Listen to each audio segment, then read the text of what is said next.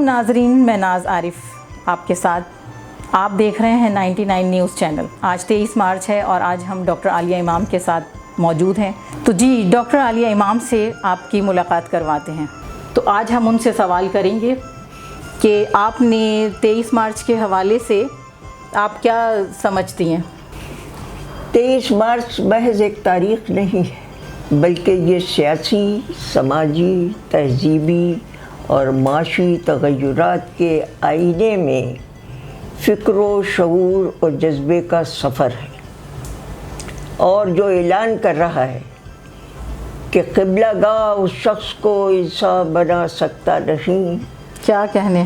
قبلہ گاہ اس شخص کو انسان بنا سکتا نہیں جو بشر کی فکر کو آگے بڑھا سکتا نہیں۔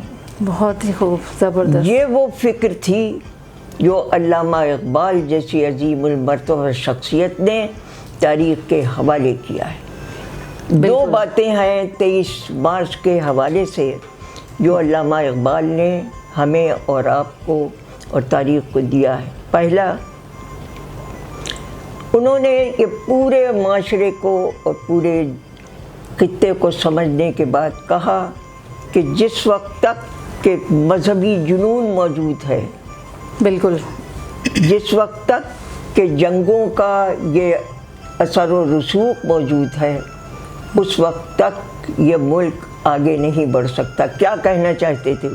وہ یہ کہہ رہے تھے کہ جنگ سامراجی نظام حیات کی تقدیر ہے جو الٹ پھیر کر اس کو اسی مقام پر پہنچا دیتی ہے جہاں وہ عام انسانوں کو دھان و تیل کی طرح بکاؤ مال سمجھ کر جنگ کے ایندھن میں جھونک دیتا ہے اور اس سے اپنی تجوریوں کو مضبوط کرتا ہے، ان کے خون سے مضبوط کرتا ہے۔ اس لیے علامہ اقبال نے سب سے پہلے یہی بات کی کہ جب تک خطے میں امن نہیں ہے کوئی ملک ترقی نہیں کر سکتا۔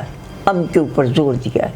بہت لیکن یہ ان کی بڑائی ہے، یہ ان کی فکر کی گہرائی ہے۔ انہوں نے ایک بات اور بھی کہہ دی، اسی سے جڑی ہوئی بات، کہ امن، peace is not in isolation, peace is very much related to the just socio economic order.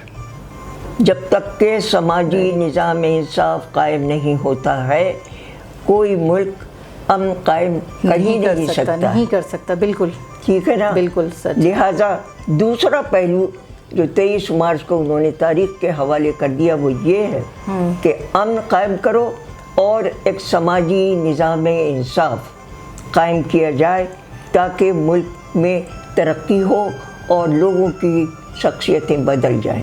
بالکل بالکل ایسا ہی ہے کہ وہ ایک مجھے یاد آیا شعر کہ دنیا میں رہے امن و امان پیار اخوت، دنیا میں رہے امن و امان پیار اخوت، انسان کو بچا لیجئے نفرت کی وبا سے۔ بہت پیاری بات کہی۔ تو آپ لہٰذا انہوں نے، میں نے ابتدا میں کہا کہ وہ ایک سماجی نظام انصاف چاہتے تھے۔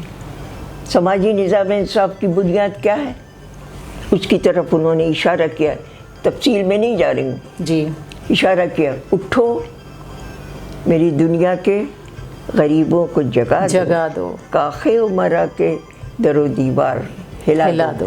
یعنی وہ کہنا یہ چاہ رہے تھے کہ ایک ایسا نظام حیات جس میں ایک طرف قہقہے اگلتے ہوئے ایوان ہیں اور تین طرف جھلسی ہوئی زندگی ہے، نہ تراشیدہ آرزویں ہیں، نہ دمیدہ حسرتیں ہیں، کٹے ہوئے شانے ہیں، شکستہ کمر ہے۔ بالکل، یہ نظام حیات سماجی نظام حیات نہیں ہے۔ اس لیے اٹھو میری دنیا کے غریبوں کو جگا دو۔ ان کو بیداری ذہن کی 23 مارچ کا کارنامہ یہ کہ بیداری ذہن عوام کو دیا جا رہا تھا جو خود بیدار ہوتے ہیں۔ جی ڈاکٹر صاحبہ، تو دوسرا سوال یہ ہے کہ قائد اعظم نے اقبال کی فکر کو کہاں تک آگے بڑھایا پھر؟ بہت پیارا سوال کیا ہے ناز تم نے۔ قائد اعظم کروڑوں انسانی جد و جہد کے موضوع کا عطر تھے، وہ پاکستان کے ذہن کی لو تھے، وہ فکر کی جگمگاہٹ تھے، وہ سیاست کے کردار کی پاکیزگی کا دوسرا نام تھے۔ اس لیے وہ پوری طریقے سے جو علامہ اقبال دے رہے تھے ان کے لیے وہ مشعل ہدایت بن گیا تھا، उनका हर नक्श कदम गुज़ारे इरम बना हुआ था। उस फिक्र को उन्होंने पूरी तरीके से अपने जहन में जज्ब किया और तारीख़ के सामने ये 3 बातें रख दी। पहली बात उन्होंने ये कही कि देखो, सबसे बुनियादी बात क्या है, वो है कानून की बालादस्ती। कानून अगर नहीं है ज़िंदगी में भी और मुल्क में भी, तो फिर अनारकी है। इसलिए कानून की बालादस्ती पर उन्होंने सबसे ज़्यादा जोर दिया। दूसरा, उन्होंने इल्म पर जोर दिया कि इल्म किसी एक की मीरास नहीं है, बिल्कुल ऐसा ही है, बल्कि तमाम इंसानों की, ख़्वाह उनका रंग जिल्द बदन कुछ भी हो, उनका रंग सोज़े गुलू कुछ भी हो, उनका रंग लगते जिगर कुछ भी हो, वो शीरी हो या तेज़ हो या तल्ख हो, लेकिन उन तक इल्म ज़रूर पहुँचना चाहिए। बिल्कुल, ये उनकी बुनियादी फ़िक्र थी।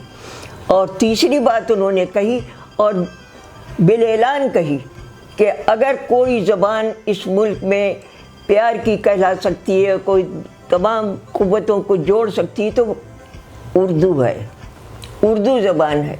लिहाजा ये उनकी जुर्रत रिंदाना है कि उन्होंने ऐसी तारीख़ साज आवाज़ उठाई कि उर्दू के बग़ैर मुल्क नहीं चल सकता है। उर्दू जोड़ रही है सबको, ये प्यार की ज़बान, ये था। लेकिन एक बात जो उन्होंने और ज़्यादा कही वो ये कि अगर किसी भी निज़ाम में एक तरफ रोशनी है और 3 तरफ अंधेरा है, जहालत का, गुर्बत का, वो मुल्क तरक्की नहीं कर सकता है। लिहाजा उन्होंने ये बात रसूल करीम की ज़िंदगी से अक्स किया। वो इस्लामी माशरा कायम करना चाहते थे। इस्लामी माशरा वो नहीं है जो हम समझते।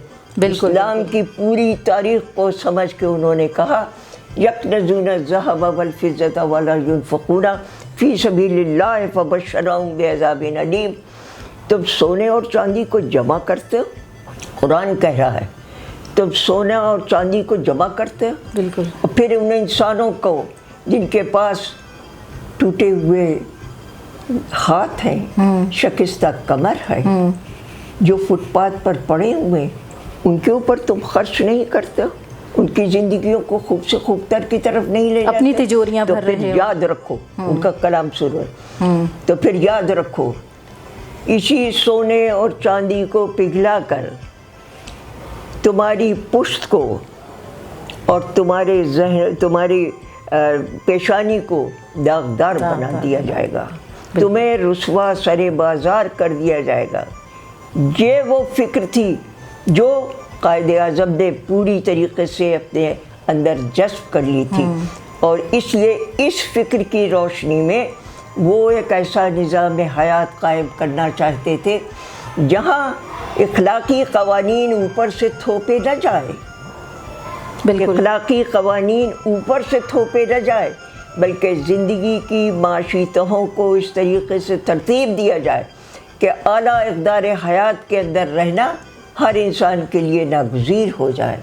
वो एक ऐसा निज़ाम हयात, जमहूरी निज़ाम हयात कायम करना चाहते थे कि जहाँ किसानों को उनकी ज़मीनें मिल जाएँ, जहाँ मज़दूरों को उनके कारखाने मिल जाए, जहाँ अदीबों को उनका अदब मिल जाए, जहाँ सहाफ़ियों को उनकी सहाफ़त मिल जाए, जहाँ हर माँ के आंगन में चांदनी छिटके और हर बच्चे को उसके खिलौने मिल जाए। ये था वो नज़रिया हयात जो कायदे आज़म ने तारीख़ के हवाले किया और उसके ऊपर अमल करना हर हुकूमत का फ़रीज़ा अव्वलीन है। जी, तो डॉक्टर साहिबा, मेरा तीसरा सवाल ये है कि आपने इस्लामी नुक्ते नज़र से भी वजाहत की और उनका कायदे आज़म के हवाले से भी बताया, तो आजकल हम कहाँ तक कारबंद हैं इन सब चीज़ों पर, बातों पर? कायदे आज़म ने उर्दू को सरकारी ज़बान बनाया। मैं समझती हूँ कि आप तौहीने कायदे आज़म कर रहे हैं जब आपने अंग्रेज़ी को पूरी तरीके से यहाँ से वहाँ तक सरकारी ज़बान बना दिया है और उर्दू आज कहीं पर भी नहीं है। हालांकि अदालत आलिया ने वर्डिक्ट दे दिया है, उसे तमाम सरकारी इदारों में پیش کیا جائے، اس بہت میں اچھی لکھا بات، جائے۔ بالکل بہت اچھی بات اس پہ، یہ بالکل ورڈکٹ ہے سپریم کورٹ کا، لیکن میں ایک سوال کرتی ہوں تم سے، جی جی کیا یہ توہین قائد اعظم نہیں ہے بالکل ایسا ہی ہے۔ کہ اردو کو وہ یہاں لے جا رہے تھے اور آپ کہاں پر کھڑے ہوئے؟ ایک بات۔ دوسری بات یہ ہے کہ پاکستان کی طویل تاریخ، کہاں تک کاربند کا مسئلہ، اس کو سمجھنے کے لیے ہمیں تاریخ کو ذرا سی دیر کے لیے پڑھنا پڑے گا۔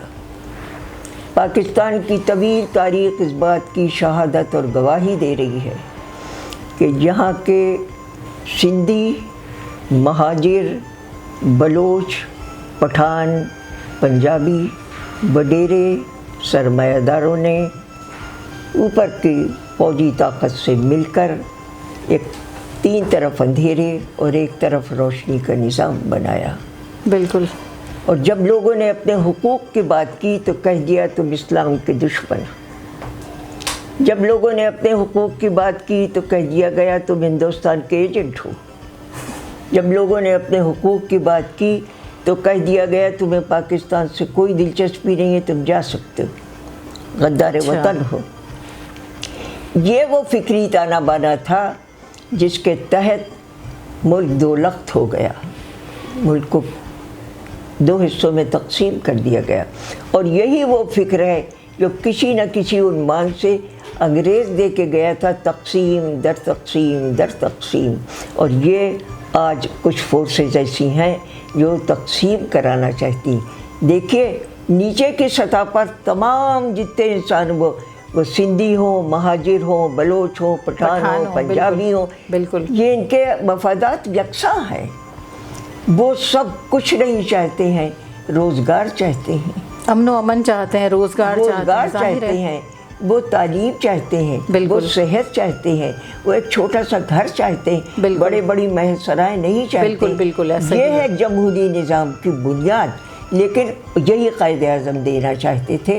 لیکن اوپر کی سطح کے اوپر میں نے آپ سے بتایا کہ یہاں کے سندھی وڈیرے نے، مہاجر بلوچ پٹھان پنجابیوں نے اوپر کی سطح، بالائی سطح کے اوپر جو قوتیں ہیں، انہوں نے اس نیچے تک اس سسٹم کو بالکل ہی نیست و نابود کر دیا۔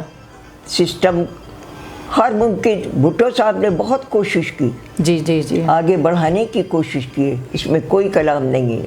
اور انہوں نے اس ملک کی جمہوریت کے لیے ہر طرح کی قربانی دے دیا۔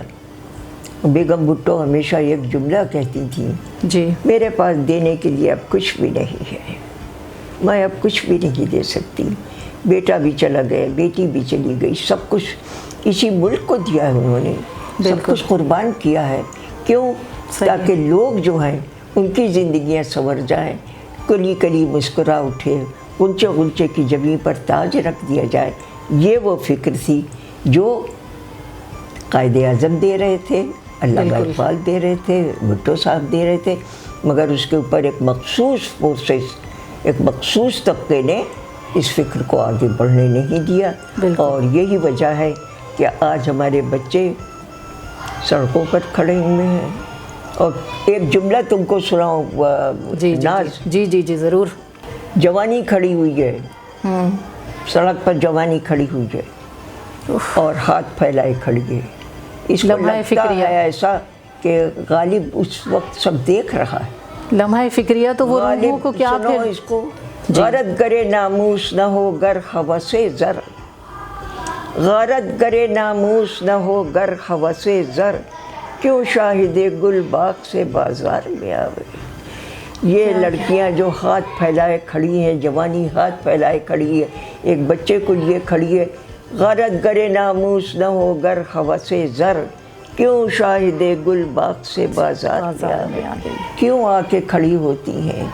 یہ جمہوری نظام کے اوپر ایک بہت بڑا تعزیانہ لگایا جا رہا ہے۔ بالکل ایسا ہی ہے۔ ہاں جی ڈاکٹر صاحبہ، تو سیاسی نقطہ نظر سے تو آپ نے بڑی ڈیٹیل میں بات کی ہے، بڑے تفصیل کے ساتھ بتایا اور ہماری ناظرین نے بھی سنا۔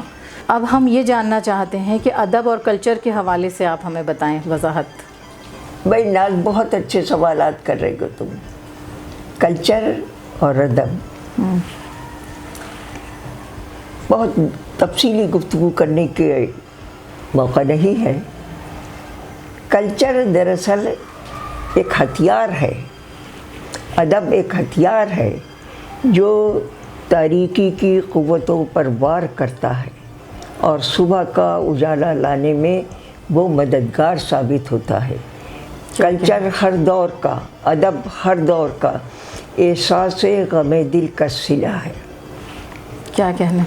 एहसास ग़म दिल का सिला है जो सितमगरी की तहलीस पर हमेशा कत्ल हुआ है, लेकिन वही नक़ीब सहर बनता है।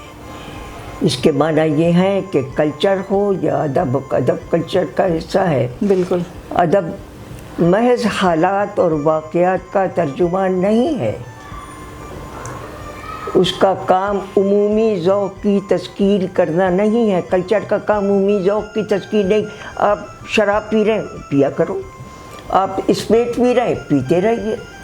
आप रेप कर रहे हैं, करिए, हमारा तो दर्द जी नहीं। आपकी यहाँ जिम्मेदारी आती है, अदब की जिम्मेदारी है, कल्चर की जिम्मेदारी है कि वो ये बताए कि सही रुख क्या है और गलत रुख क्या है। इसलिए आपको ये जिम्मेदारी पूरी करना पड़ेगी कि अदब और कल्चर महज हालात और वाक़यात का तर्जुमान नहीं है, उसका काम उमूमी ज़ौक़ की तस्कीन नहीं है, बल्कि ज़हनी बदअख़लाक़ी को ज़हनी बदसलीक़ी को सलीक़ा अता करना है, ज़हनी बदनज़मी को नज़्म अता करना है, ज़हनी बेतरतीबी को तरतीब अता करना है।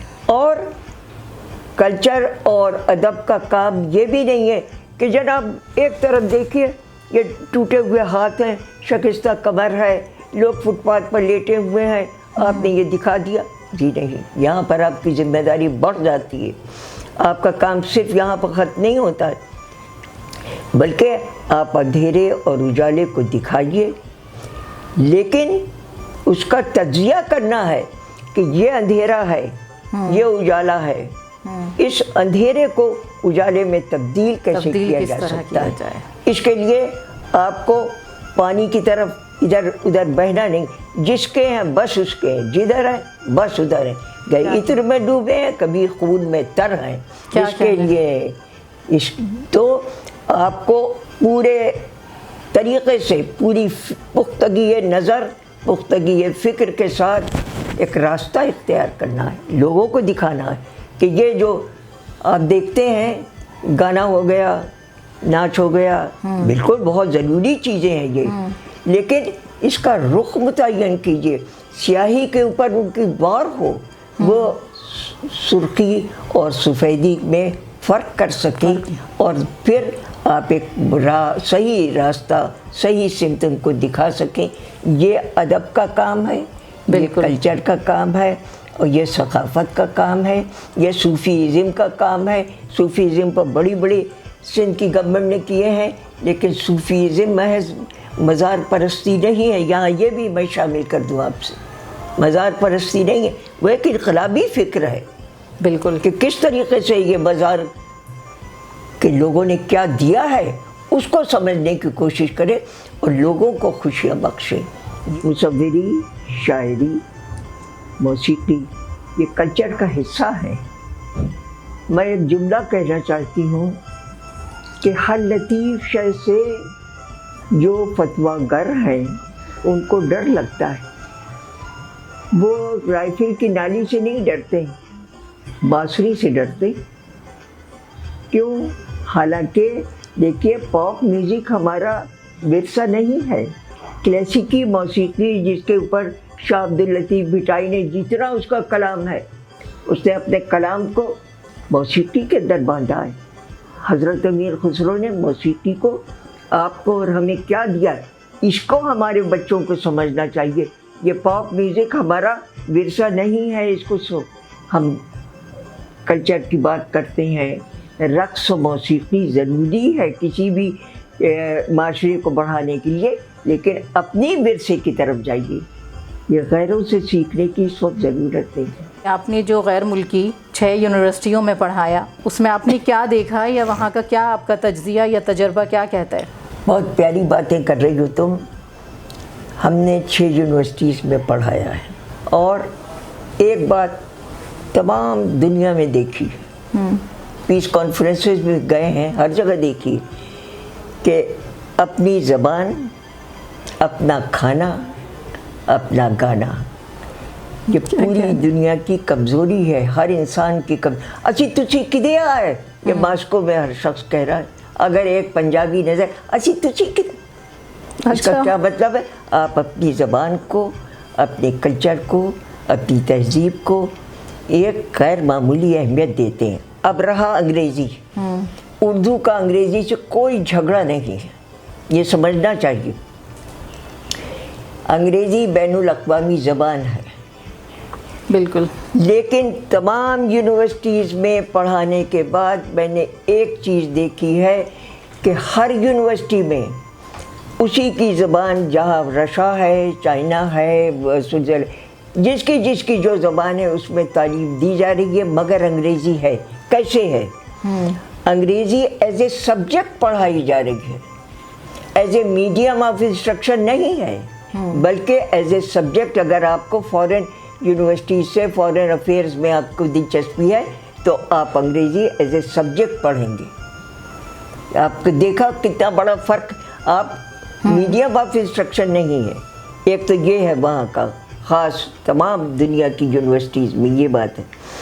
और दूसरी बात ये कि वो अपने कल्चर, अपनी तहजीब, हमारे बदनसीबी है कि एक मखसूस क्लास अपनी ज़बान पर फ़ख्र करने के बजाय वो गैर मुल्की ज़बान में बोलने पर फ़ख्र करता है। ये आम इंसानों की और पढ़े लिखे इंसानों की कैफियत नहीं है, ये एक ख़ास तबका है जो ज़हनी मुफलिस हैं। मैं उन्हें ज़हनी मुफलिस समझती हूँ। वो समझते हैं और लड़के लड़कियाँ भी समझते हैं, हमने अगर 2 जुमले अंग्रेज़ी के बोल दिए तो वह आलिम हो गए। और क्या, इसी को आलिम कहते हैं, अंग्रेज़ी के 2 जुमले बोल दो बस हम आ गए आलिम। ये नहीं है। आप अपनी ज़बान, अपने कल्चर, अपनी तहजीब को अहमियत दीजिए। मैं आपको एक वाक़या सुनाती हूँ। मैं चाइना में हम लोग पढ़ा रहे थे। जी। मेरे हस्बैंड वहाँ डायरेक्टर जनरल थे, आगा शाही आए हुए थे। आगा शाही और ये सब बहुत बड़ा एक मेला सा था जो हम गए। वहाँ के वज़ीर, चाइना का वज़ीर आज़म, कितनी बड़ी हस्ती है, हम वहाँ इतने बड़े फूल लेके गए। अब हमने फूल पेश किए तो उसने हाथ दिखाया कि नो। तो मैंने आगा शाही से कहा, भाई ये कमाल है कि हम यहाँ से वहाँ तक फूल लेके आए और ये हमारे हाथ से फूल ही नहीं ले रहे। अभी हम खड़े हुए यही सोच रहे थे कि एक मरतबा देखो यहाँ से वहाँ तक फूलों के गुलदस्ते ही गुलदस्ते चले आ रहे हैं। क्या? और उसने कहा, now doctor Alia, you accept our flowers. आपको मालूम है, उसकी इंटरप्रेटर ने बताया कि आपको मालूम है, हम वज़ीरों, सफ़ीरों, अमीरों को फूल नहीं देते हैं, हम अदीबों को, दानिश्वरों को फूल पेश करते हैं, उनकी पजीराई करते हैं क्योंकि वो फ़िक्र को आगे बढ़ा। ज़बरदस्त, ज़बरदस्त। और आपका तो ख़ासा है ये। आप मुकाम देखिए, किस मुकाम पर वो कहता है, हम देंगे आपको फूल। आपका ये हक़ नहीं है कि आप वज़ीरों को, सफ़ीरों को, अमीरों को, आपका ये मुकाम नहीं है, हम आपको देंगे। लिहाजा उन्होंने हमको फूलों से लाद दिया, हमारे ऊपर फूलों की बारिश कर दी। ज़बरदस्त, ज़बरदस्त। आखिरी बात ये है जो हमारे बच्चों को, हमारी नए इल्म दानिश के चिरागों को समझना है, वो ये है कि पहले तो अपनी ज़बान को अहमियत दो, अपनी कल्चर, अपनी तहजीब को अहमियत दो। सही। और उसी के साथ साथ ये भी समझना चाहिए कि बड़ा ख्याल, बड़ी फ़िक्र सरहदें बनाती नहीं है, सरहदें खड़ी नहीं करती है, बल्कि सरहदों को तोड़ देती है। और हर रंगे जिल्दे बदन, हर रंगे सोज़े गुलू, हर रंगे लख्ते जिगर से वो अपने रिश्ते को जोड़ लेती है। इसलिए ज़रूरत ये है कि हमारे नौजवान, हमारे बड़े بڑوں سے سیکھیے. بالکل. بزرگی باخلص نہ بسال. بزرگی یہ نہیں ہے کہ آپ 60 سال کے ہیں اور 70 سال کے ہیں تو آپ ہر انسان سے کچھ علم لے لیں گے. بزرگی باخلص، عقل جہاں پر ہے اس سے تم سیکھو، اس سے تم سمجھو اور ایک نیا معاشرہ تعمیر کرو جہاں ہر ماں کے آنگن میں چاندنی چھٹک جائے. بالکل. یہ ہے جمہوریت. بہت اچھی بات. جی ڈاکٹر صاحبہ، تو آپ کی تو گفتگو اور وہ ایک ہمارے اوپر وجہ طاری کر رہی ہے اور ہم سمجھ نہیں پا رہے ہیں کہ یہ محبتیں اور یہ عقیدت کے پھول جو آپ نچھاور کر رہی ہیں اس کا ہم کس طرح شکریہ ادا کریں. اپنے 99 چینل کی طرف سے بھی ہم شکر گزار ہیں کہ آپ نے اپنا قیمتی وقت دیا. تو جی ڈاکٹر صاحبہ، یہ ہم TI فاؤنڈیشن کی کو چیئر پرسن محترمہ تبسم اعجاز کی جانب سے آپ کو پھولوں کا گلدستہ پیش کرتے ہیں. بہت یہ نذرانہ آپ کے لیے محبت تبسم کے صاحبہ پھول. کے سامنے میں بھی بہت زیادہ خوش ہوں. وہ آ نہیں سکی، مصروفیت تھی کچھ. لیکن پھول کا بھی بہت بڑا ہے. ایک پھول کا احسان ہوتا ہے، یہ رسول کریم کا فرمان ہے. تو میں بہت زیادہ مشکور ہوں کہ تم بھی آئیں اور تمہاری فاؤنڈیشن کی چیئرمین نے یہ بھیجا ہے. میں ان پھولوں کو ہمیشہ گلے سے لگا کے رکھوں گی. ڈاکٹر صاحبہ، یہ ایک پھولوں کا گلدستہ اور ہے آپ کے لیے. یہ ہمارے CEO ہیں اعجاز تاج 99 نیوز کے اور TI فاؤنڈیشن کے چیئرمین بھی ہیں. ان کی جانب سے آپ کے لیے اور آپ کا بہت شکریہ. آپ نے اتنا ٹائم دیا اور ہمارے لیے وقت نکالا. آپ سے میں متعارف تو نہیں ہوں، لیکن آپ کی ٹیم کے ذریعے مجھے یہ محسوس ہوا کہ آپ غیر معمولی حد تک دانش مند ہیں اور دانش مند ہونے کی وجہ سے آپ کی ٹیم میں غیر معمولی بیداری ذہن ہے اور بیداری ذہن ہونے کی وجہ سے یہ پھولوں کا گلدستہ جو مجھے دیا گیا ہے اس کی میں بے پناہ شکر گزار ہوں. میرے پاس الفاظ نہیں کہ میں کچھ کہہ سکوں، شاید اس لیے کہ محبت کی زبان بہت مختصر ہوتی ہے. ان الفاظ کے ساتھ میں آپ کا ایک مرتبہ پھر سے شکریہ ادا کرتا ہوں.